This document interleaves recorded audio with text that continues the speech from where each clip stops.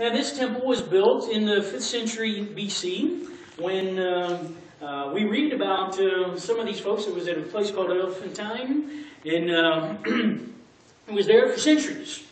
That temple was destroyed by the Romans in AD 73. Now, why did they destroy that? Because they were mad at who? The Jews in Palestine. Okay? But when the temple is gone, and the temple is that thing that has bound your ethnic group together for centuries, some crisis takes place, does it not? You can no longer go on a pilgrimage. You can no longer do the things that the Torah tells you to do. I mean, the Torah tells you if you want to have forgiveness of sins that you're supposed to offer a sacrifice. Doesn't it tell you that? You have these pilgrimage feasts where you go to Jerusalem. How can you do that if it's not there anymore? And on we go. And it created this crisis, a crisis that lasted for probably 50 years until the emergence of two things came out of this. Ultimately out of the destruction of Jerusalem. Christianity emerges, ultimately, as an independent religion. Before AD 70 and even before AD 100, Christianity and Judaism were viewed as the same religion. Christianity was viewed as a sect of Judaism, kind of like the Pharisees and the Essenes and the Sadducees. Now, Sadducees and Pharisees disagreed on a whole host of things, but they were both what? Jews, right?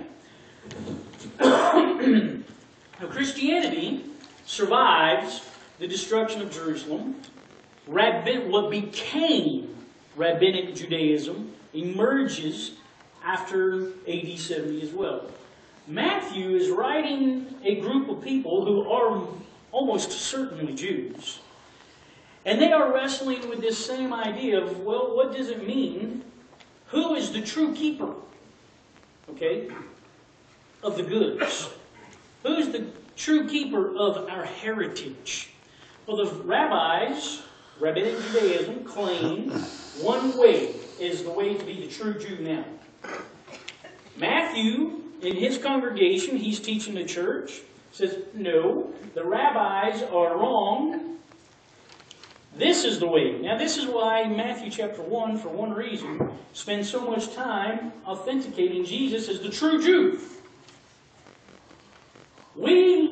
Our church, our gathering is the place where Israel has reached its fulfillment. Does that make sense? Am I making any sense here? Is it? Yeah. All right?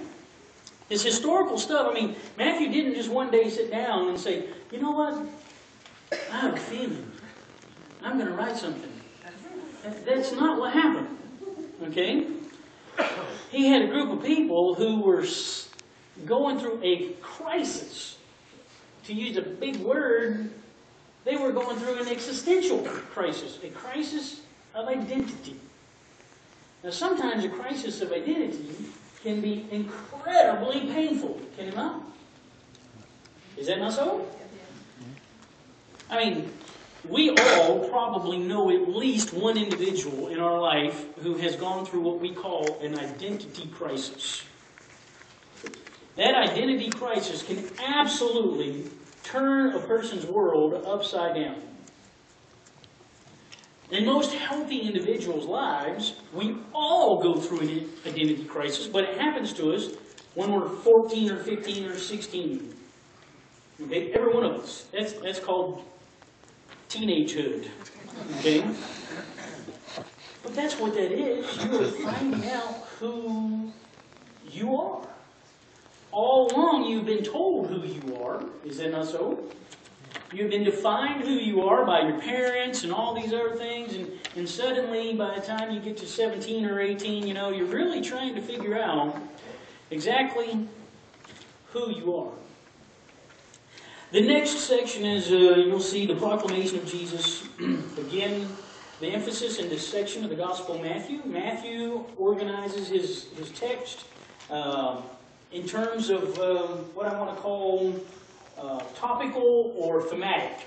It's not necessarily chronological. There's more than one way to write a book. Is that not so? Of course, there's certain things that you have to have, and you have the beginning and the end. Is that not so? But you can organize a gospel in lots of different ways. Matthew is not necessarily, and I want you to listen to this, not necessarily writing his gospel in chronological sequence. Okay? He has his gospel organized topically and thematically. Alright? Have you ever wondered why, for example, that Matthew, Mark, and Luke all have the cleansing of the temple at the end of Jesus' ministry, and the Gospel of John has it at the beginning? It's a good question. It causes a problem for people if we take a modernistic notion that says this is the only way you can write a book, when we don't even write books that way in our own day and time. Okay? Matthew is organizing his material under these ideas. That's why, again, you have a huge block after it says, talking about the preaching of Jesus in chapter 4, verse 17. It says, from that time on, Jesus began to preach and teach. Well, everything after that verse is preaching and teaching. Okay? And when you look at it, you have this big block of material called the Sermon on the Mount. The Sermon on the Mount does not occur in any other gospel. It doesn't occur in Mark. It doesn't occur in Luke. In fact, in the Gospel of Luke, the stuff that we call the Sermon on the Mount is spread all over the place. Is it not?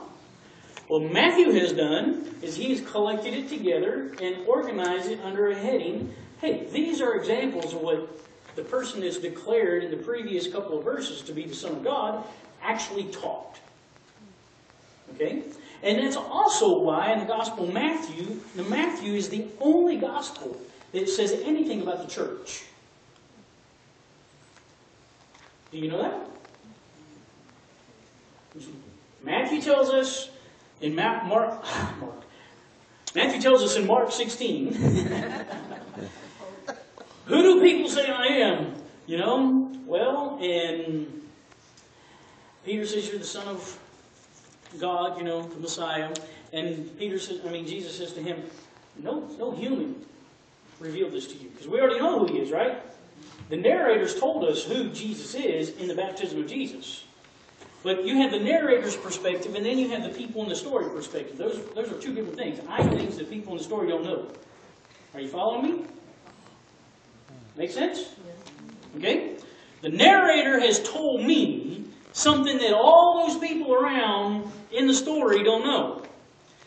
Peter figures something out, and Jesus says, you did not figure it out. The same thing happened to you as what happened in Matthew chapter 3 at the baptism. God revealed it.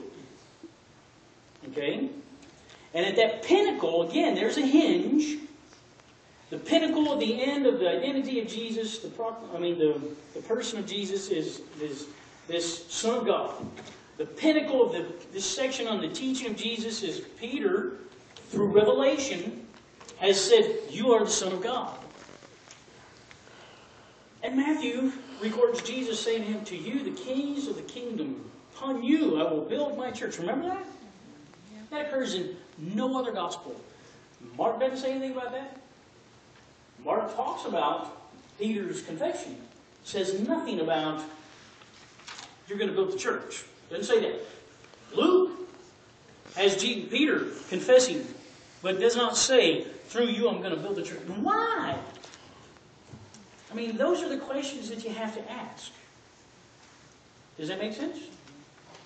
And when we start, when I don't want to say you, I'm going to include myself here, when we start asking those kinds of questions, and the first thing that comes to our mind is not to say, well, you know, Luke is just filling in the blanks that Matthew left out. No. Matthew is telling the story that God told him to tell. And we have to understand his story. Matthew is writing, and Jesus talks about this because Matthew's writing to a church. He's writing to a church. The church that is undergoing persecution. Matthew's the only gospel that has Jesus talking about when they dragged you before the rulers in the synagogues. Why in the world would that be the case? Because the rulers of the synagogues are the people who are taking the people who are the believers of the Nazarene, dragging them out.